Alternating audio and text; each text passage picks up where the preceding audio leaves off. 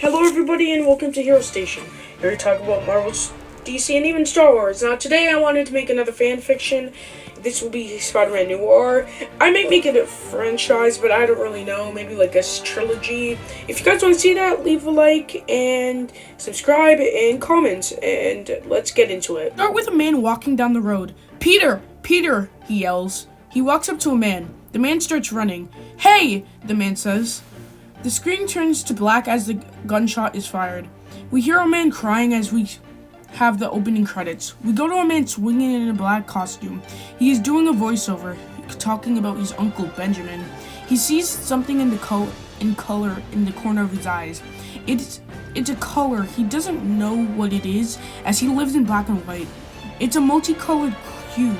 He picks it up and is confused. He hears police sirens and decides that it's better to go after it than looking at a dumb, stupid cube, but it wasn't stupid.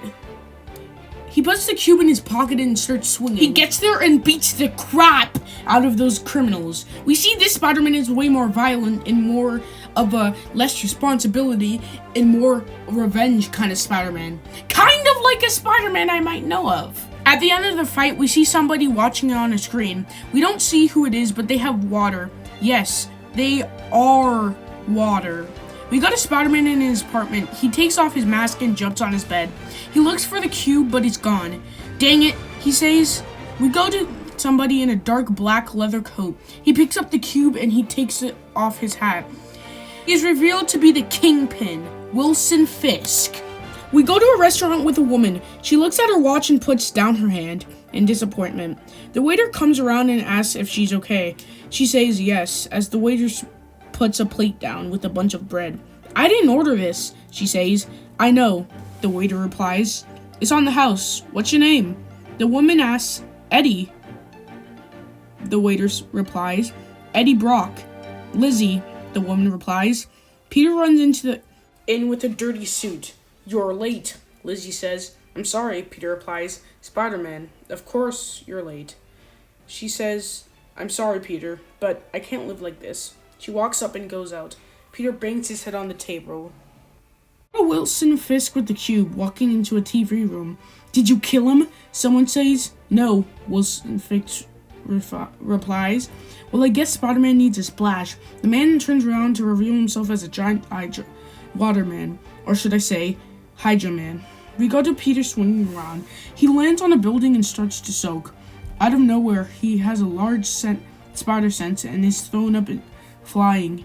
He brings out his own version of the web wings and lands on the building, revealing the Hydra Man. Peter and him have a pretty lengthy fight, but due to Peter's webs not being able to coincide with his water, he retreats. He goes home and looks on the news. Turns out the Hydra Man went all the way across New York. And then Peter started studying him and found out the only reason he can keep his water is if he's around water. So Peter makes a plan. See a montage of Peter making a waterproof suit. He doesn't really get the touch, but eventually he does. We got a Hydra Man going back to Wilson Fisk later. Wilson Fisk starts yelling at him. I told you to destroy Spider-Man, not destroy the whole city. Nothing really happened. All I did was get the fire hydrants. Now, it's time for me to see what you're hiding. Wilson Fisk says, oh, you saw that? He brings out the cube and brings it to him.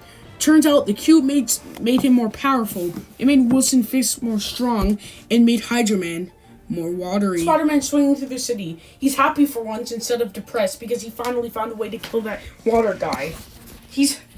In this universe, he kills his villains. He arrives in a hot sewers and realizes he doesn't have a cooler system. He unplugs plugs and starts to destroy the fire hydrants and explodes them. It catches the attention of Hydra Man and attracts him to the sewers. Hydra Man comes to the sewers. Spider-Man is hiding so he doesn't see him.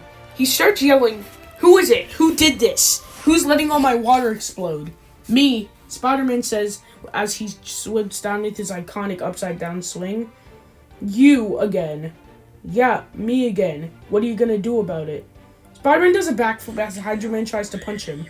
He notices how every time that Hydra Man tries to punch him, his water goes away. he gets less and less water. Eventually, he goes back into his human form, and Spider-Man says, well, I guess you lost. Hydro Man says, no, I got some more water.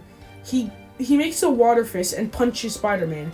Ow, that hurt. Spider-Man starts to backflip as he still has the water punch. Eventually, the water punch goes, and he's just sitting there. Spider-Man does a flip and then gets his gun out and shoots him.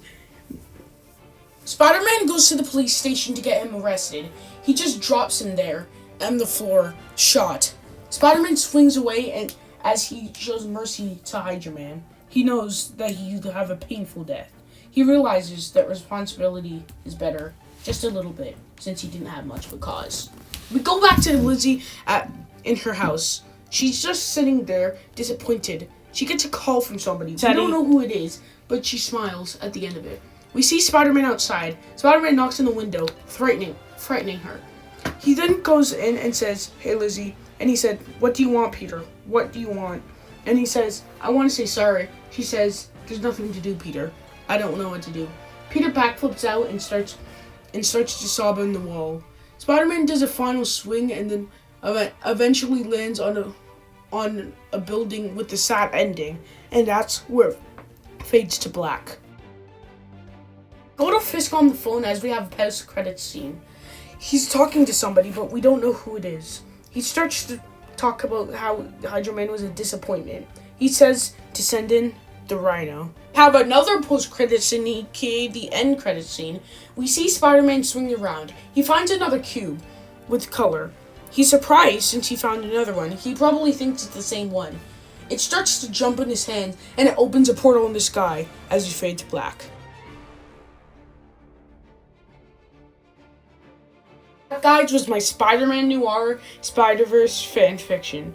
Now, I made this a relatively short one because I didn't really want to rush it like I kind of did with the last one. And it kind of took me a while to write the script for the last one. And I want to make this more cinematic because a lot of you guys didn't like how it just felt like an episode with this spectacular Spider-Man. I'm working on a Spider-Verse thing. And yeah, this is Hero Station. Goodbye.